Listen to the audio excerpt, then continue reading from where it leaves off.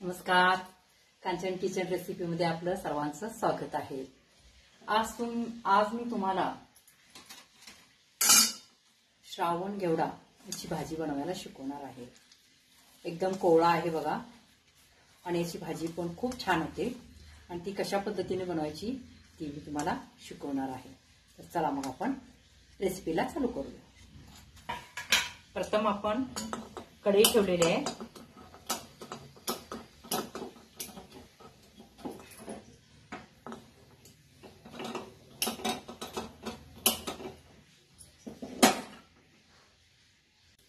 नमस्कार.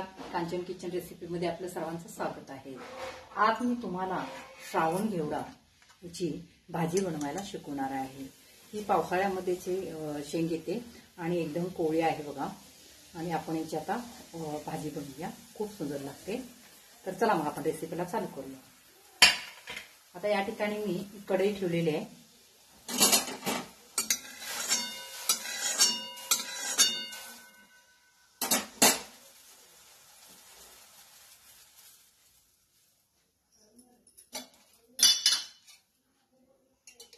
आपण तेल घालूया.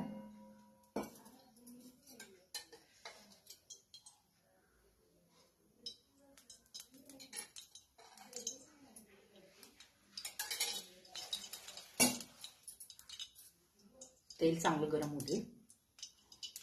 नाहीतर शेंग भाजीला तेलकट असा वास येतो. तेल चांगलं गरम झाल्यानंतर त्याच्यामध्ये आपल्याला कांदा घालायचा.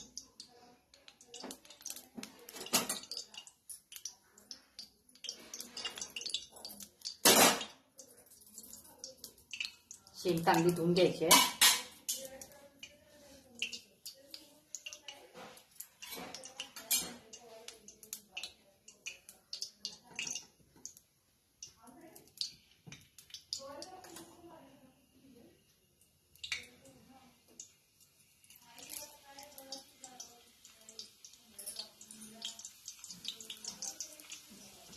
तेल चांगलं गरम झालेलं आहे. आता याच्यामध्ये आपण कांदा घालायचा.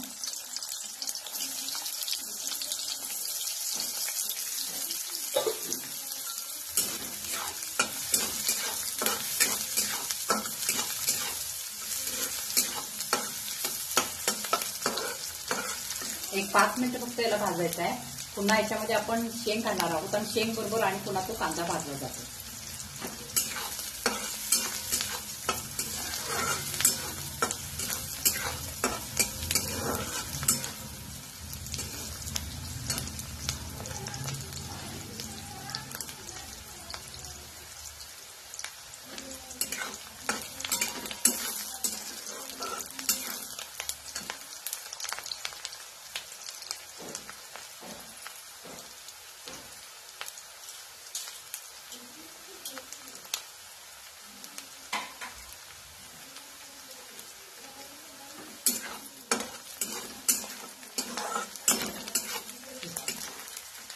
अशा पद्धतीनं थोडा कांदा कच्चाच ठेवायचा आहे आणि शेंग त्यात घातल्यानंतर शेंग बरोबर आणि पुन्हा कांदा भाजला जातो.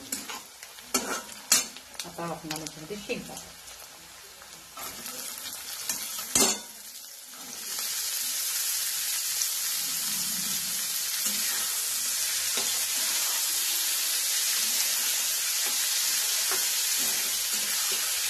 आता शेंग आपल्याला चांगली भाजायची आहे.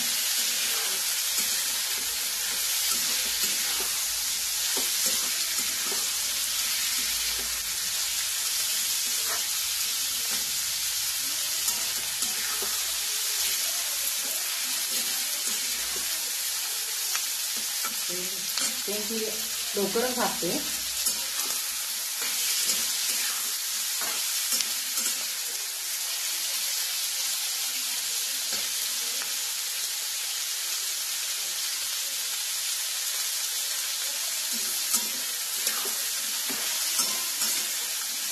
चांगलं इतका हलवत राहा.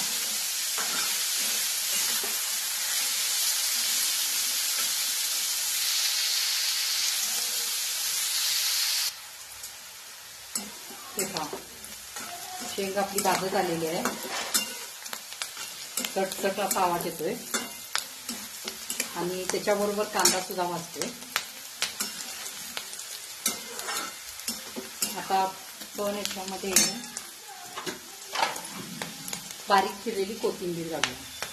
ह्या शेंग बरोबर जर आपण कोथिंबीर जर भाजली तर शेंग भाजीला खूप छान टेस्ट येतो. आता ही याच्यामध्ये असं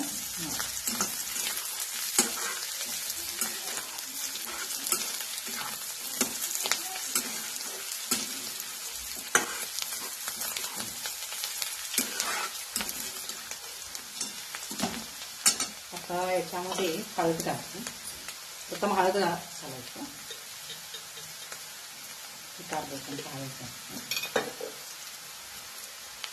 आणि चवीप्रमाणे मीठ. हे मिश्रण चांगलं लावायचं.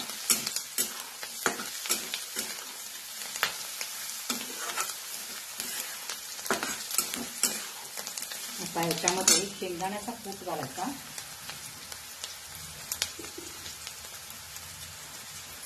शेंगदाण्याचा कूट थोडा मोठाच करायचा. मी थोडाच वापरते. तुम्हाला जर जास्त पाहिजे असेल तर तुम्ही घालू शकता.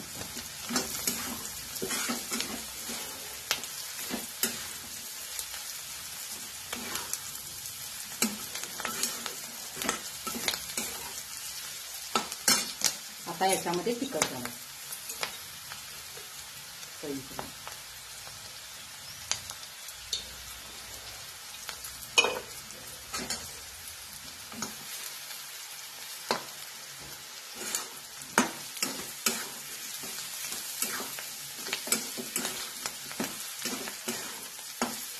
आता शिजण्यासाठी पाणी घालायचं.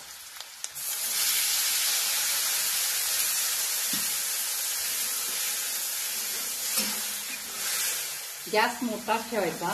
बारीक गॅस केला तर कसं होतं, ह्याला तर्री म्हणतात, म्हणजे जो कट ते येत नाही आहे. आणि शेंग पण म्हणजे वेळाने शिजते, त्यामुळे त्याची चव सुद्धा बदलण्याची शक्यता असते. त्यामुळे थोडंसं पाणी वाढवा आणि गॅस मोठाच ठेवा.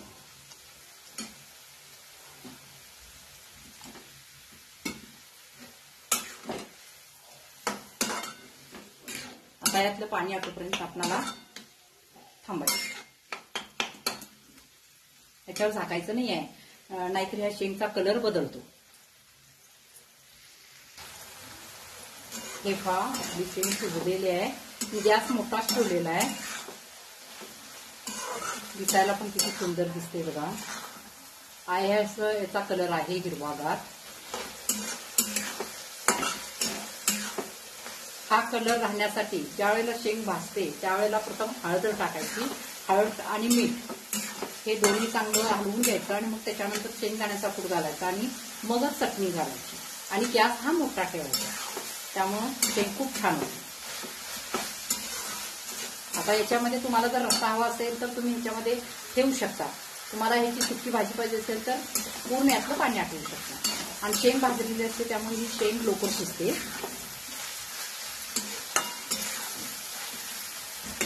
आता आपण गॅस बंद करूया. आपली भाजी तयार झालेली आहे आणि एका बाउलमध्ये काढून घेऊया.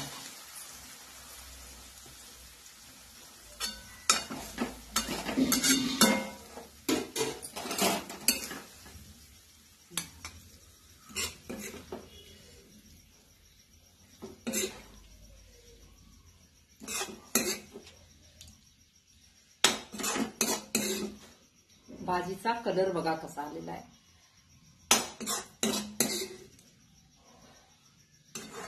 भाजी शिजलेली आहे पण अजिबात त्याचा कलर बदललेला नाही.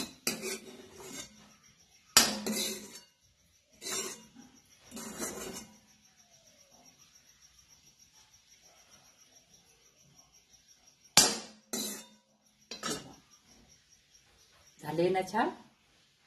तुम्हाला जर माझी ही रेसिपी आवडली असेल तर सबस्क्राईब करा, शेअर करा, कमेंट करा.